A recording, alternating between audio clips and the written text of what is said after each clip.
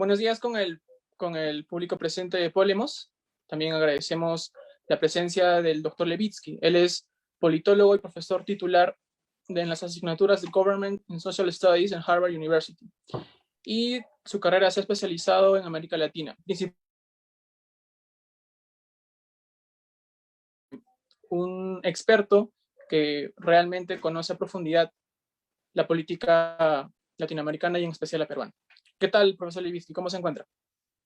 Muy bien, gracias por la invitación. No, a usted por habernos aceptado. Pero bueno, comencemos. Quería empezar de la siguiente forma.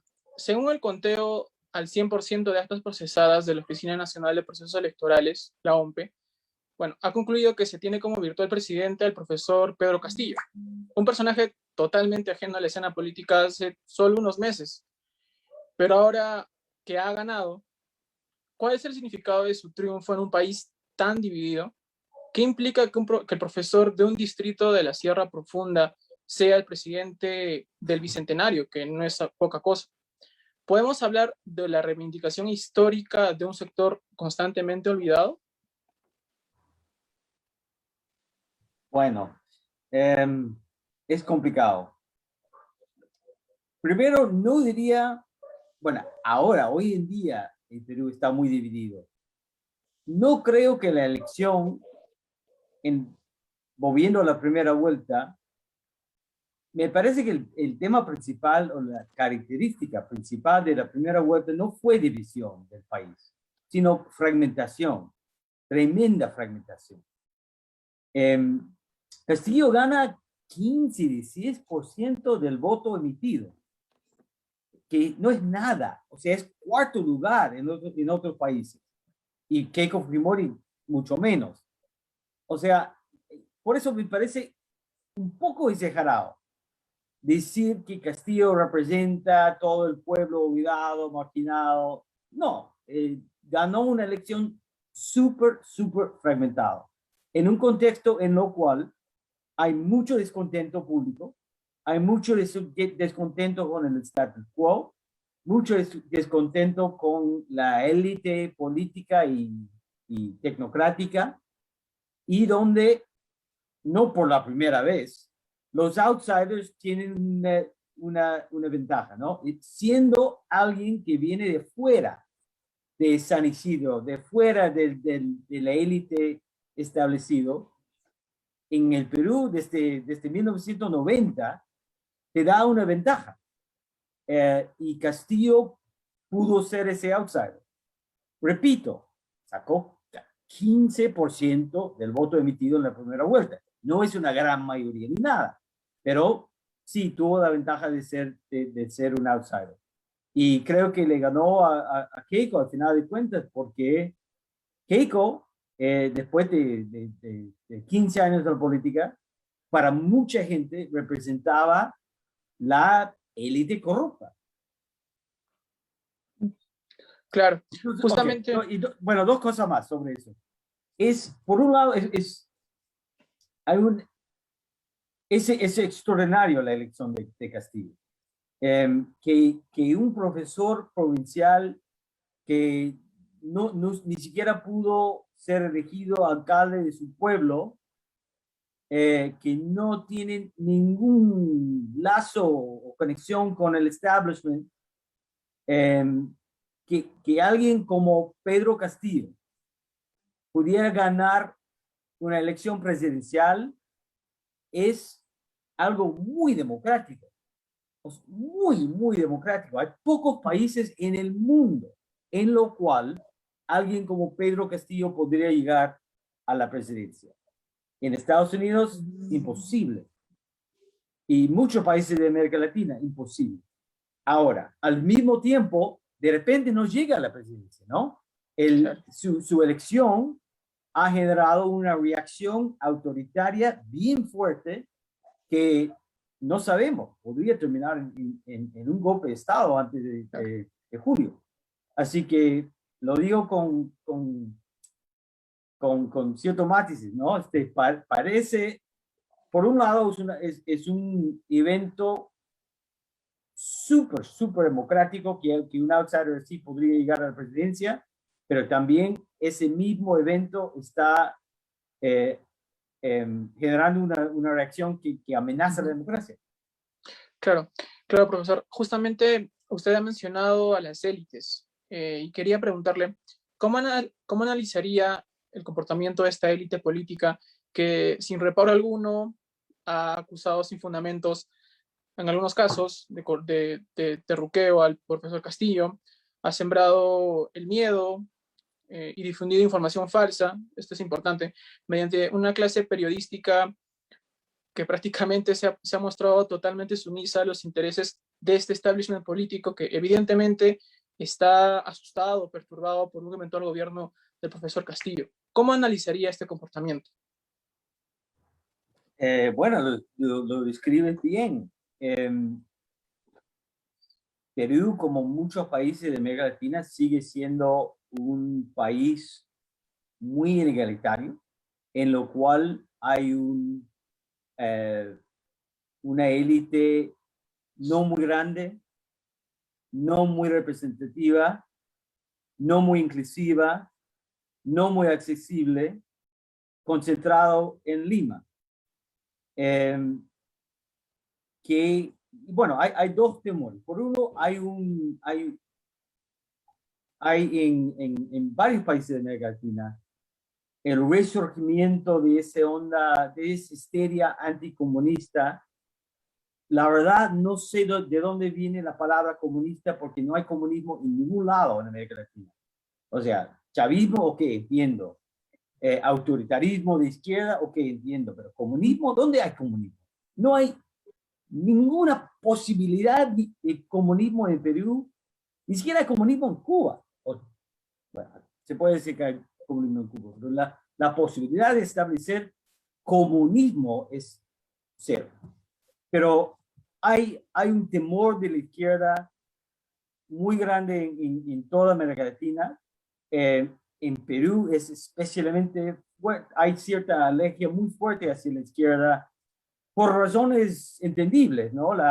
El fallido estatismo de los 70 y 80 y sobre todo el sangriente guerra terrorista de Sendero Luminoso en los 80. Se entiende por qué hay un cierto antiizquierdismo en el Perú. Entonces, en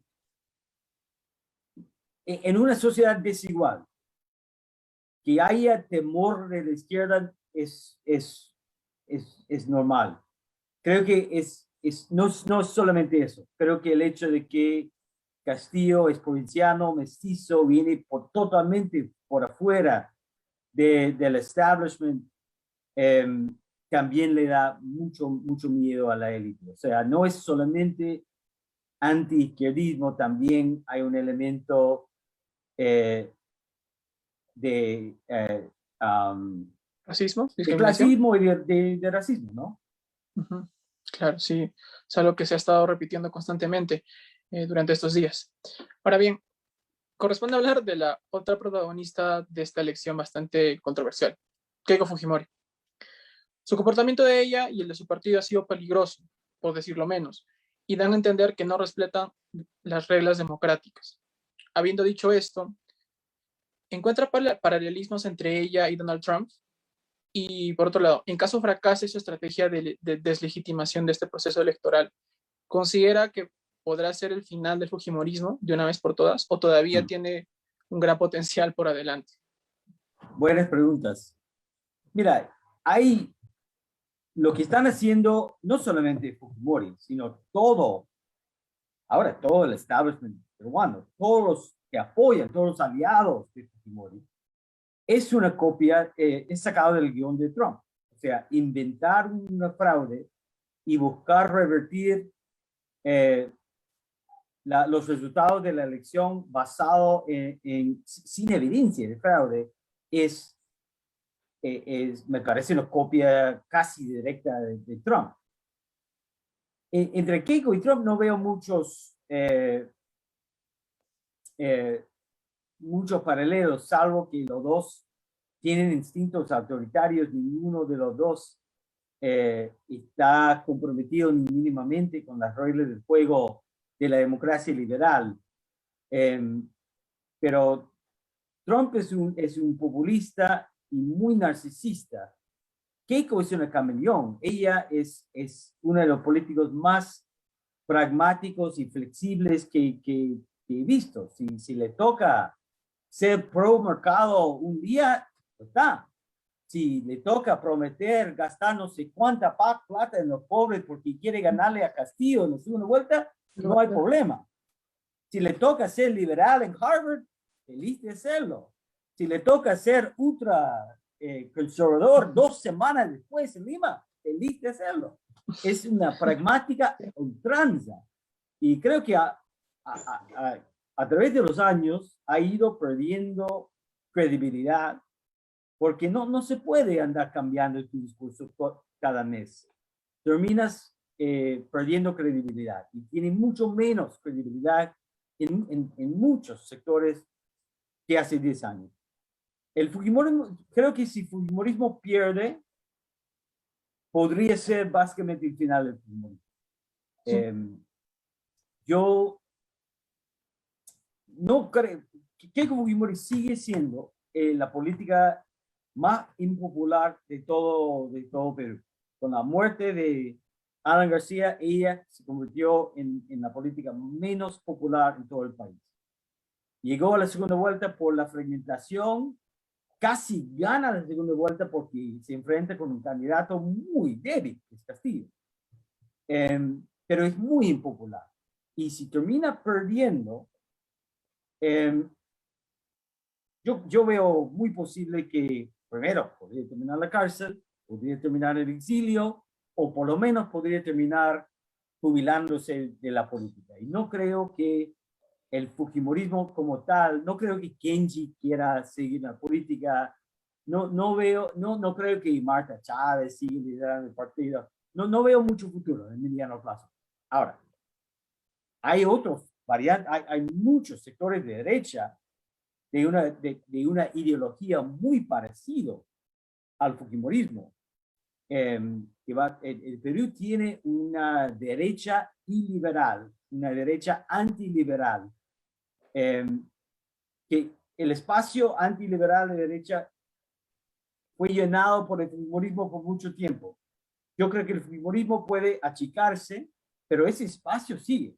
Y alguien va llenando. No sé si López Aliaga o otros, pero es un espacio grande y ese derecha que huele a fujimorista o que actúa, que piensa como el fujimorismo, bien autoritario, antiliberal, eso va a seguir.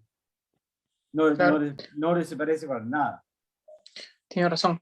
Bueno, en realidad, en caso sea el fin del fujimorismo, esperamos que finalmente nazca una derecha ilustrada en el Perú. Pero Pero estamos yendo en otro camino. O sea, la derecha liberal, yo creo que los miembros de la derecha liberal los puedo contar en una mano. O sea, son muy pocos. Exacto. Justamente en relación a eso. Bajo la narrativa de que estamos ante un fraude de mesa, muchos grupos de derecha o personas de derecha han vertido expresiones racistas, han llamado a la violencia e incluso hace un par de días ha habido una petición de ex altos mandos militares exigiendo expresamente la intervención. Mientras que por el otro lado, cientos de ronderos de la Sierra del Perú han llegado a la capital y han marchado haciendo uso de machetes, que es una herramienta cotidiana en sus actividades que desarrolla. Pero esto ha acentuado la rivalidad bastante. ¿Cree usted que se esté gestando el inicio de un conflicto civil de gravísimo peligro en el Perú? No sé si un conflicto civil. Yo creo que estamos, gracias a lo que ha creado, lo que ha fomentado el fujimorismo y sus aliados, gracias a la postergación extrema de la publicación de los resultados oficiales.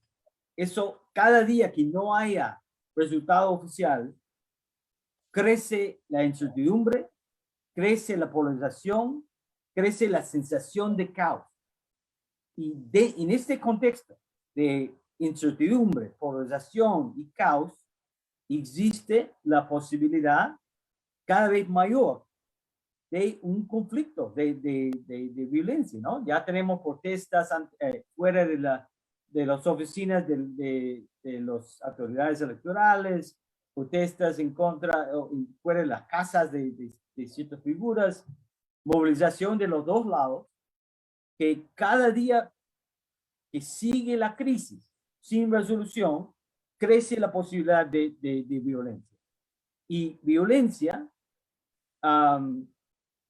qué sé yo, un conflicto entre dos bandas, un asalto a una persona, asesinato, policía prendiendo fuego contra manifestantes, algún acto de violencia, si corre sangre, eso justifica un golpe de Estado.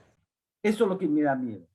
No creo que surja una guerra civil de 10 años entre los ronderos y los futbolistas, pero sí creo que es altamente posible que haya algún conflicto violento que termina justificando o causando una intervención militar.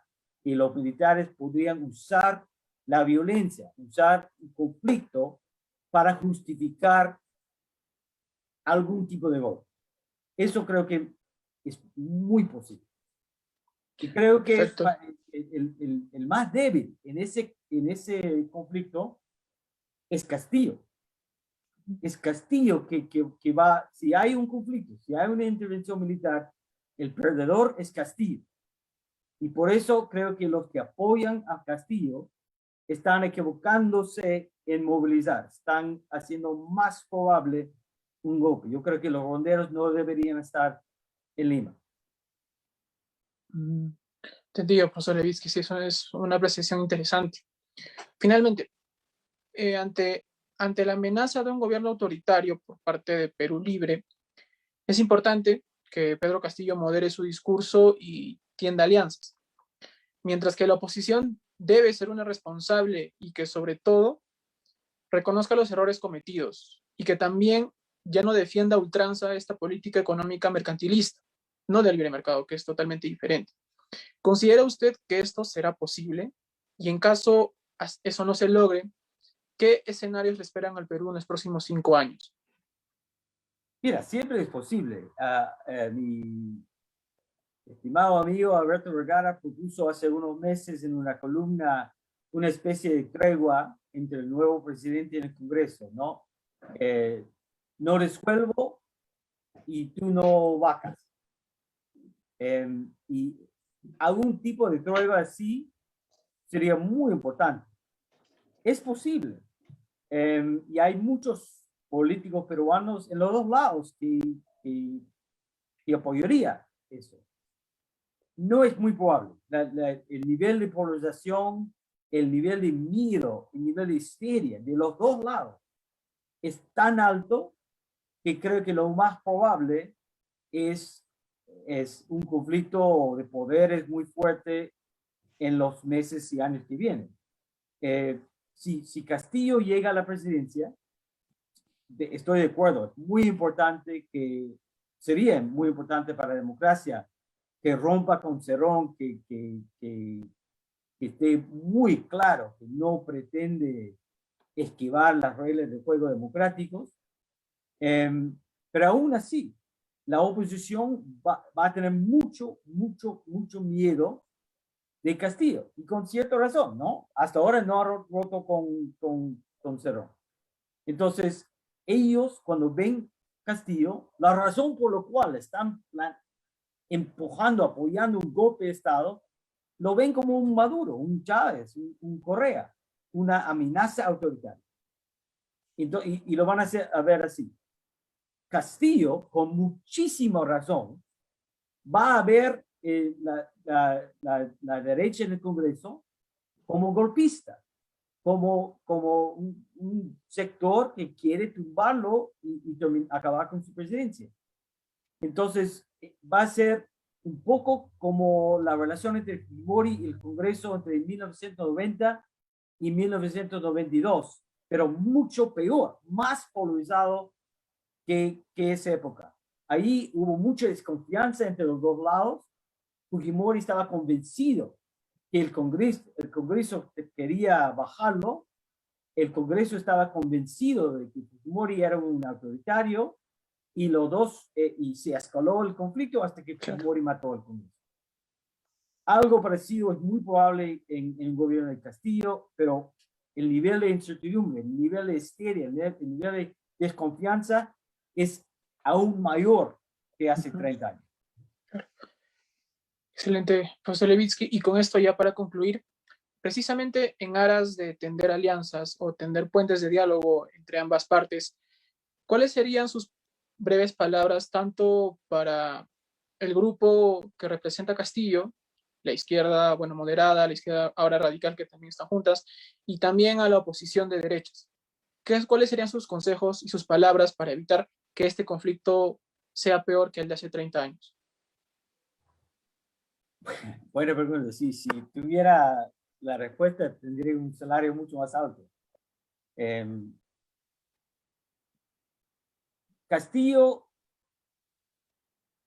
creo que la única manera en la cual un gobierno de Castillo sobrevive es si tiende puentes y construye alianzas no solamente con la izquierda limeña, que es un paso obvio, sino probablemente con el, digamos, Centro Democrático. No es un partido realmente, pero son figuras aceptables al establishment, pero no parte de esa banda golpista de derecha. Gente, yo llamé paniagüista, hay un sector de Acción Popular, de Somos Perú, figuras como Salvador de Solar, los Morados, el Centro Democrático. No veo cómo gobierna sin una coalición que incluye elementos de la izquierda limeña y el Centro Democrático. No tiene que hacerlo. La Constitución no lo requiere, pero temo que si no busca una alianza verdadera con esos dos grupos, poniendo representantes, llenando su gobierno de figuras del Centro Democrático y de la izquierda, que no va a poder gobernar y no sobrevivir. Y el problema es que Cerón no quiere eso. Me parece, leyendo los tweets de Cerón, él quiere una coalición estrecha, no amplia. Y no está minando, cada vez que hay que Castillo o sus aliados buscan tender puentes a gente como Pedro Franque o Julio Guzmán, ahí está Cerón con un tweet minándolo. Entonces, me parece a mí, como soy la persona número 100.000 que lo ha dicho, Castillo va a tener que romper con Cerón.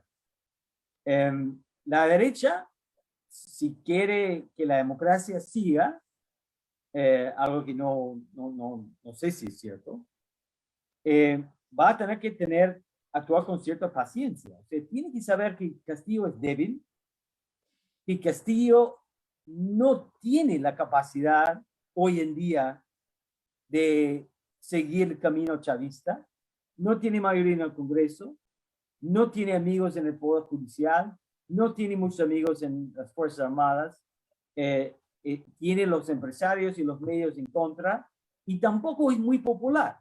O sea, si gana la presidencia, habrá ganado la presidencia por una sola razón, porque su rival era la política más impopular en todo el Perú. O sea, no es que Castillo es muy popular, es el candidato del 15% del voto emitido. No tiene el 80% de popularidad que tuvo Chávez, que tuvo Morales, que tuvo Correa, que tuvo Fujimori en su momento, que tiene Bukele hoy en día. Un presidente con 80% puede aplastar las instituciones democráticas. Un presidente con popularidad al 40, o lo que, más o menos donde puede estar Castillo, es mucho más débil. Entonces, la derecha tiene que saber eso. y tiene que actuar con paciencia. Entiendo su temor. No es totalmente, no es una locura tener miedo del castigo. Pero si van por el golpe en el segundo día de su presidencia, él va a radicalizarse. Eso elimina la posibilidad de moderar o bloquear las ideas más radicales de Castillo. Yo creo que con los medios, con los empresarios, con la comunidad internacional, con la economía, con opinión pública, con el Poder Judicial y a final de cuentas con los militares, la derecha tiene muchos instrumentos, muchos mecanismos para moderar o bloquear las ideas más radicales de Castillo. Entonces, tienen que actuar con paciencia, porque si van por si busca matarlo el día 1, eso genera conflicto. Perfecto, profesor Levitsky. Muchas gracias por sus palabras. Solamente me queda agregar de que, bueno, se avecinan tiempos difíciles en la política peruana y realmente esperamos que los actores políticos tomen las mejores decisiones en función del pueblo peruano. Reitero mi agradecimiento, profesor, y un saludo a la distancia. Hasta pronto. Hasta pronto. Gracias. Gracias.